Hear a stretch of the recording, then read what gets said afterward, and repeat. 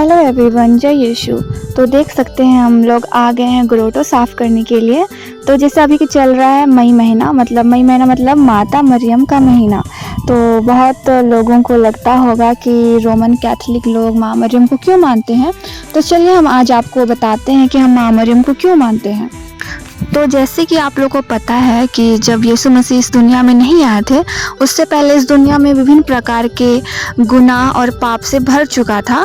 तो पिता परमेश्वर को चाहिए था कि वो अपने पुत्र को इस दुनिया में भेजे और उनके पुत्र यीशु मसीह ही इस संसार के लोगों के गुनाहों को, पापों को अपने ऊपर लेकर खुद को वो बलिदान कर देंगे और तीसरे दिन मृतकों में से जी उठेंगे।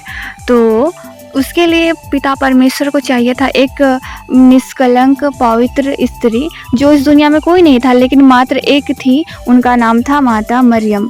तो वो दुनिया में रह के वो एक धार्मिक प्रवृत्ति की स्त्री थी और वो हमेशा प्रार्थना में जीवन जीती थी और उनके जीवन से किसी प्रकार के पाप नहीं हुए थे। तो इसलिए पिता परमेश्वर माता मरियम को चुनते हैं यीशु मसीह को भेजने के लिए।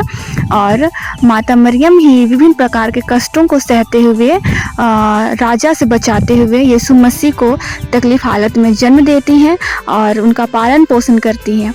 लेकिन हाँ, हम माता मरियम को एक मुक्तिदाता तो नहीं मानते हैं, क्योंकि जब काना नगर में यीशु मसीह का पहला चमत्कार हुआ था तब यीशु मसीह के चेले माता मरियम से कहते हैं दाखरस ख़त्म हो गया। तो माता मरियम खुद यीशु मसीह को कहती हैं कि दाखरस ख़त्म हो गया है। तो यीशु मसीह उनको बोलते हैं कि हे महिला, अभी मेरा टाइम नहीं आया है। तो यीशु मसीह की माता मरियम फिर चेलों से कहती हैं कि यीशु मसीह जो कहते हैं वही किया करो और वही करो। तो कि माता मरियम ये स्वीकार करती हैं कि यीशु मसीह ही जो करेंगे इस दुनिया में, जो वो करेंगे वही सब कुछ होगा। तो इसलिए और यीशु मसीह ने खुद कहा है कि मार्ग, सत्य और जीवन मैं हूँ। तो इसलिए हम यीशु मसीह को ही अपना उद्धारकर्ता मानते हैं और माता मरियम को हम एक आदर्श के रूप में मानते हैं। और हम सब कोशिश करेंगे कि हम सभी माता मरियम की तरह एक प्रार्थना में जीवन जिएं और उनकी तरह वो जैसे जीती थी वैसे ही जिएं। तो चलिए हम आपको दिखाएंगे कि हमारे गांव में हम मरिया प्रोसेसन कैसे मनाए हैं। तो ये शाम के 7 बजे हम लोग रेडी हो गए हैं। अब हम जा रहे हैं घर के पीछे, मरिया प्रोसेसन।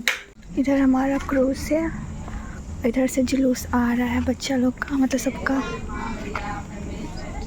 प्रार्थना करें इधर का थोड़ा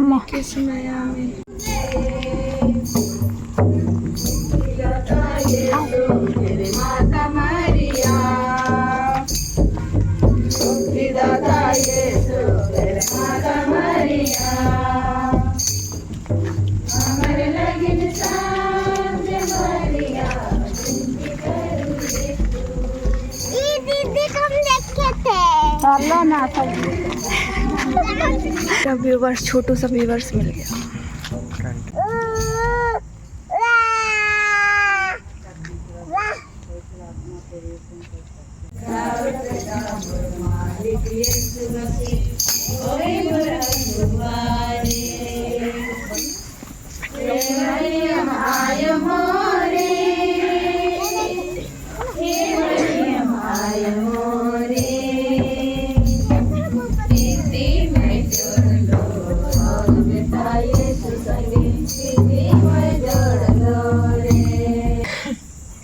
तुमसे पहले उसने मुझसे बैर किया।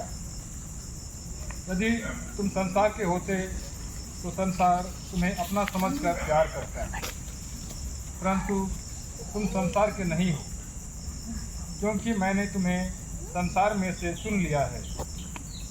इसलिए संसार तुमसे बैर करता है।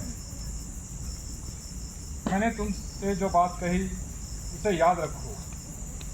सेवक अपने स्वामी से बड़ा नहीं होता।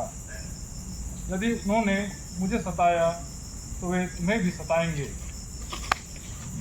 यदि उन्होंने मेरी शिक्षा का पालन किया तो वे तुम्हारी शिक्षा का भी पालन करेंगे। तो प्रेयर ख़त्म हो गया है, हम फिलहाल घर आए हैं। तो देख सकते हैं पापड़ है इधर। किसको किसको पता नहीं सम्मानित किया जाएगा, किसको तो पता नहीं, किसी को सम्मानित किया जाएगा। मेरा दादा सबको सम्मानित किया जाएगा, सबको, जो पुराने जो कम्युनिटी मेंबर रह चुके हैं, हाँ उनको सबको। हाँ, इधर बना है चाय और कितना पापड़ बांटना है। दो पीस शायद, अगर बच जाएगा तो एक एक फिर बाद में दिया जाएगा, है ना। देती दूध पिलाती गाना गाकर मुझे सिलाती, माँ मेरी दुलारी है सबसे अच्छी सबसे न्यारी।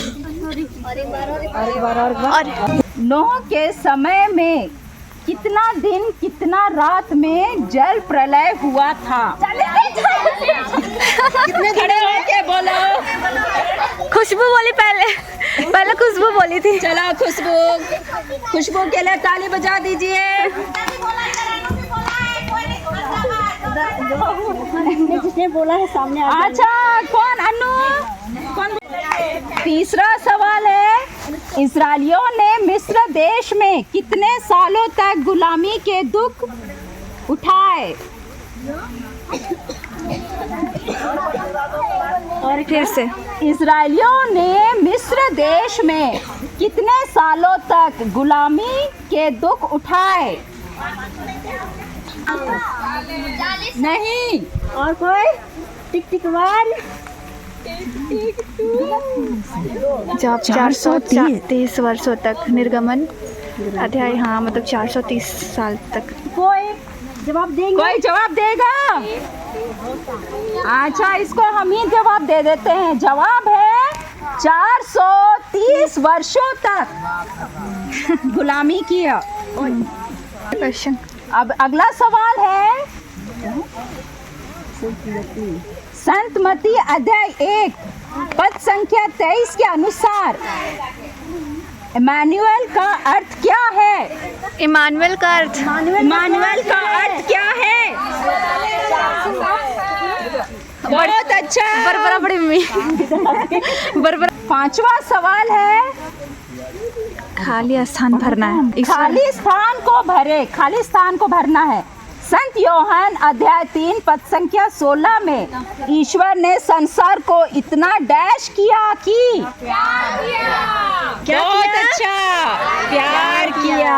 इसी के लिए हम लोग को एक दूसरे सब करना चाहिए। प्यार करना चाहिए। करना चाहिए। कुछ भी नहीं।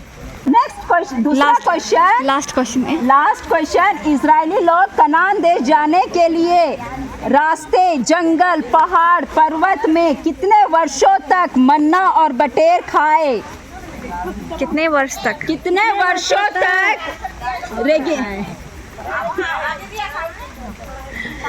जब इजरायली लोग कनान देश जा रहे थे तो उन्होंने कितने वर्ष लगाए वहां तक जाने के लिए?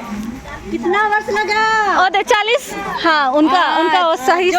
जोरदार ताली बजा दीजिए। कंजूसी मत कीजिए। प्राइज आ जाइए। आइए सामने आइए।